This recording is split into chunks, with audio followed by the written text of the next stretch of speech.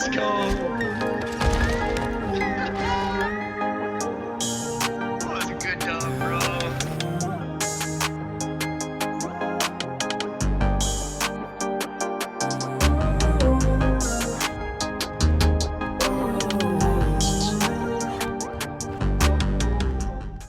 What's good, YouTube? It's Dane Sauce. We back, bro. It's been a second, but we're back on the review grind. Listen. I got 3 performance tests lined up already. Like, I just tested these shoes over the past couple weeks, and they are all bangers, bro. We locked in, yes, sir. Today we have the Adidas AE1, and bro, before we even get into it, just know these are fire. Starting off with the looks, these shoes are one of a kind, and I was waiting for a purple colorway. I was commenting on every Adidas AE1 post saying, need purple. What do you know, the all-star colorway, purple with the little hit of green on the back, crazy. Purple's my favorite color by far, so I had to get these ones. They sold out like instantly online the morning they dropped, but we went to the world's biggest Foot Locker in Fort Worth, Texas, and they had a pair of size 13s there for me waiting. Cop them things right away, and here we are. These are way different than really any other signature models that are out right now. A lot of people say they're Kanye inspired, Yeezy line inspired. You know, Kanye was with Adidas, you know what I mean? It's the same people, so you can't really get mad at that. Like, it's a great look no matter what. All right, let's get into the performance. The traction on these, crazy, bro. Super fire. I tested these on a few different courts. One of them was super dirty, one of them was about mid dirty, and then one was pretty well kept, but it held up really well on all of them. Obviously you gotta wipe, that's just how it is, but the rubber on here is super soft. The compound they're using is amazing. And this multi-directional herringbone pattern is never gonna fail. It's been proven over and over again that this is a safe bet. I'm definitely gonna put some green laces on these. I wish they would have included green laces too, but the black is still clean. I will say the laces were coming undone quite a bit. That's not an actual performance problem.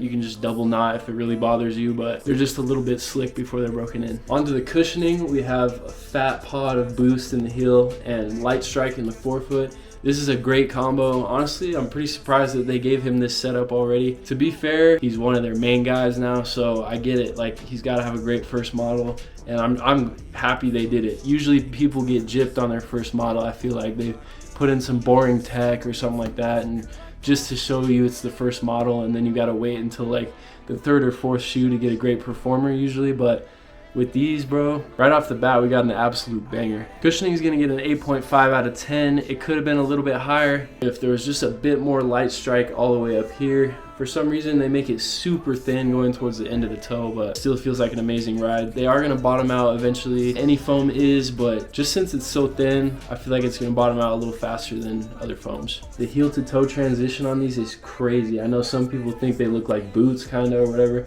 but when you have them on, it feels like your foot is in a boot, but it's like a really soft boot. Step-in comfort is crazy. I feel like the amount of boost in the heel is perfect. You feel explosive. So overall, I can't complain about the cushioning. Onto the fit, I went a half size down from my Nike size in these, so my normal Adidas size. For example, I wear a 13 in Adidas for most shoes, Harden 6s, Dame 8s, and a few of their other models. With Nike, I usually wear a 13.5 with KDs, PGs, Sabrinas, whatever it is. At first, I was worried about these being way too narrow when I saw the pictures and just the overall silhouette, but they're actually pretty roomy inside. Because I like a little space between my toe and the end, I had a pretty solid amount of room to spread my toes in here. If you like your toes snug all the way to the end, then it might be a little narrow up here with the toes, but because of the structure of these, even with my wide foot that comes out here on the side a little bit more, they felt really good. I felt locked in. When you slip these on, the comfort is just amazing. Like, this part that comes up over your ankle, it just feels like it's hugging you. Even though this part isn't giving any added support, it just feels really comfortable. So for the fit, just go true to your Adidas size, maybe a half size down from Nike. It's always best to just try them on if you can, but I know that's not always possible. So for fit, I'm gonna give these an 8.5 out of 10.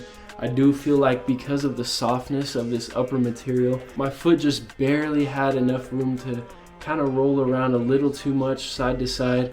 Nothing bad or dangerous or anything like that, but because the foam is so soft, I felt if I would do a hard cut and put a lot of force right here, the foam would compress and I felt like I might tip over a little bit. I'm gonna give the support an 8 out of 10. This heel cut back here really locks your heel in nice and you feel super stable. There is a small 4-foot shank down here, but it's really not doing that much. I don't understand the point of putting a 4-foot shank that's only this big. I always prefer a full-length shank. It just feels more responsive and a lot more stable, but they do have that super thin shank that's on the top layer, but we need something more solid. The materials are very cool. These are very different than any shoe I've tested. This is like a rubbery, flexible, I don't even know what it is, but it looks crazy. It looks exactly like the new airless basketball from Wilson. And it's definitely a futuristic look. I wonder if they did that on purpose as the future of basketball and whatnot, and they're branding Ant as the future of basketball. So they definitely tried to make it look spacey and kind of alien-like, which I love the creativity like that. I think these look incredible.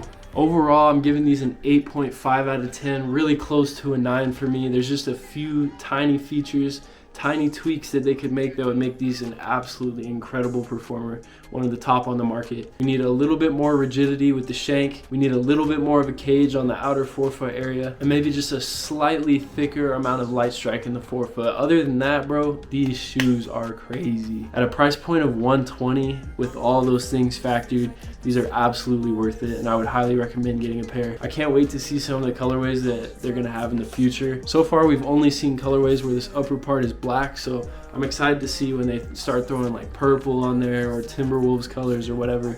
I will absolutely be copying another couple pairs of these. Thank you guys for watching. Like I said, we got a couple more reviews already lined up. We got the Sabrina 1s and the KD 16s. I could also do the Austin Reeves Rigor 1s if you guys want to see those too. Let me know in the comments down below. Make sure you subscribe if you haven't. I always post a poll to see what you guys want to see first.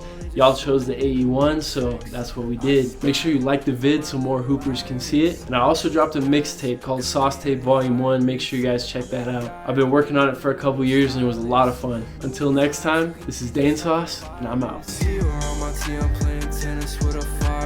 Vocals going crazy, ain't no store, I'm in a choir.